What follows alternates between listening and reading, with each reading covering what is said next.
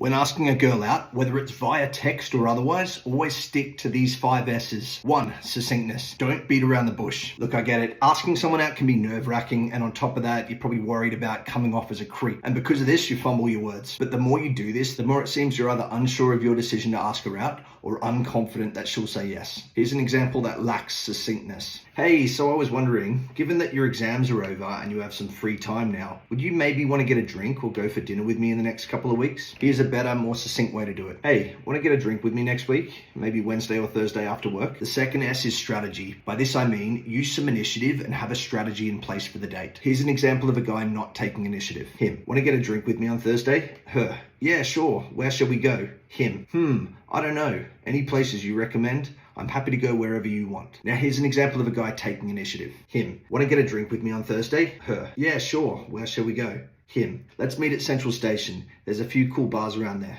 How's 7? Now, of course, if she suggests one of her favorite bars or really wants to try a new bar, then that's cool, you can do that. But the point here is, if you ask someone out, then it's your responsibility to devise the initial plan. The third S is specifics. By this I mean, specify a time. Now, a lot of guys worry, yeah, but if I ask her out on Friday night and she's busy, then I'll miss my chance. But the thing is, if she's interested and not free on the night that you proposed, she'll either suggest another night she's free, or you can just leave the ball in her court. So a couple of examples, you might say, hey, want to get sushi with me on Thursday night? And she might say, I can't, I have a work conference, but I'm free on Sunday.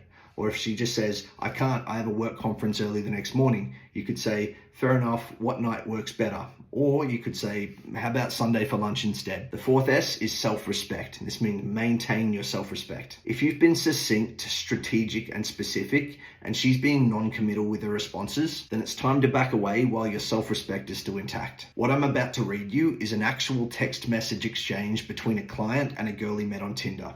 So he said, want to catch up for a drink on Thursday after work? She said, I'm not free next Thursday. He said, okay, how about Tuesday? She said, nah, I have a friend staying with me that night.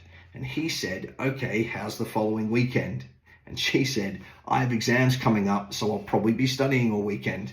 And he said, okay, shall we put something down for a few weeks from now? Now, in this example, by the time she rejected his second suggestion for a date, given she hadn't suggested any alternatives, he should have stopped trying at that point. And the fifth S is stoic.